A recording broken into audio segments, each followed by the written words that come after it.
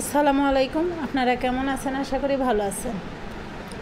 তো আজকে আবারও ছোট্ট একটা ভিডিও নিয়ে আপনাদের মাঝে হাজির হলাম। তো আপনারা সবাই ভালো আছেন, আশা করি ভালো থাকবেন।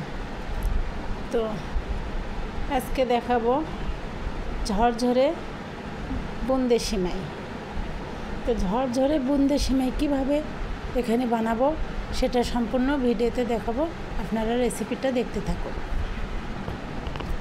তো এখানে আমি হাফ কেজি সিমাই নিয়েছি। সুন্দরভাবে সিমাইটা একটু সয়াবিনের তেলে আমি ভেজে নিয়েছি। বাসায় ঘি শেষ হয়ে গেছে, ঘি নাই, যার জন্য ঘিটা দিতে পারিনি, সাদা তেল দিয়ে ভেজে নিলাম। তো ভেজে আমি তুলে রাখার পর এখানে আবার 200 গ্রাম বুন্দে সুন্দরভাবে সাদা তেলে ভেজে নিচ্ছি। তো বুন্দেটা ভেজে নেওয়ার পর সাইড করে রেখে দিয়ে দিলাম একটু পানি। এখানে 200 গ্রামের মতো পানি দিলাম।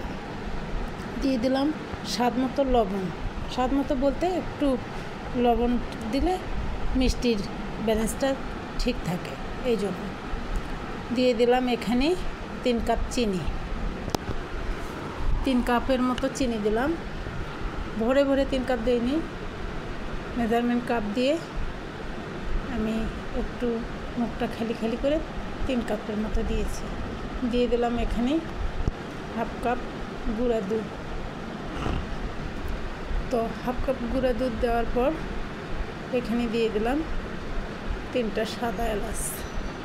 আমি গোটায় দিয়েছি, কারণ ফেটে কিংবা ভেঙে দিলে ওগুলোর দানা বের হলে আবার আমার মেয়েটা খেতে চাবে না, দাঁতের নিচে পড়বে। তো এখন দিয়ে দিলাম 200 গ্রাম কোড়া নারিকেলটা কুড়ে রেখেছিলাম। 200 গ্রামের মতো নারিকেল দিয়ে দিলাম দুধের মধ্যে, দিয়ে সুন্দরভাবে কিছুক্ষণ আমি জাল করে নেব। তো এখন দিয়ে দিলাম সেই বোঁদেগুলো। তো সবগুলো বোঁদে এখানে দিয়ে দিলাম, দিয়ে কিছুক্ষণ আমি নাড়তে থাকবো। এখন দিয়ে দেবো আমি সেই সিমাইগুলো, ভেজে রাখা সিমাইগুলো দিয়ে দেবো। তো আপনারা যেমন মিষ্টি খাবেন তেমন দেবেন, কোনো সমস্যা নেই। তো সিমাইগুলো দেওয়ার পর আমি আবার সুন্দরভাবে ঘন ঘন নাড়তেছি। ঘন ঘন মানে না নাড়লে তাহলে সিমাইগুলো দলা পেকে যাবে, ঝরঝরা থাকবে না, যার জন্য দ্রুত নাড়া দিতে হচ্ছে।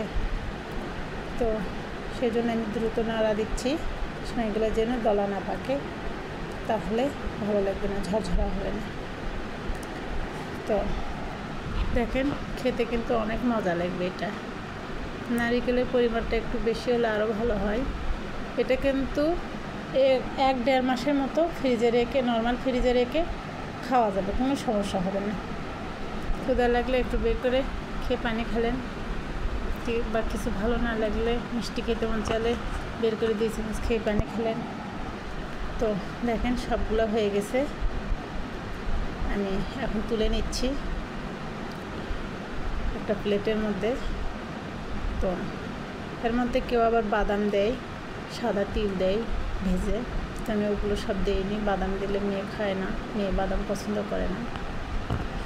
তো এটা কিন্তু অনেক মজাদার একটা রেসিপি আর অনেক টেস্টি একটা খাবার।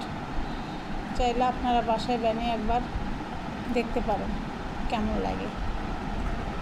যদি না খেতে পারেন তো এই জন্য অল্প করে বানিয়ে একবার চেক করতে পারেন, যদি ভালো লাগে আবার বানাবেন।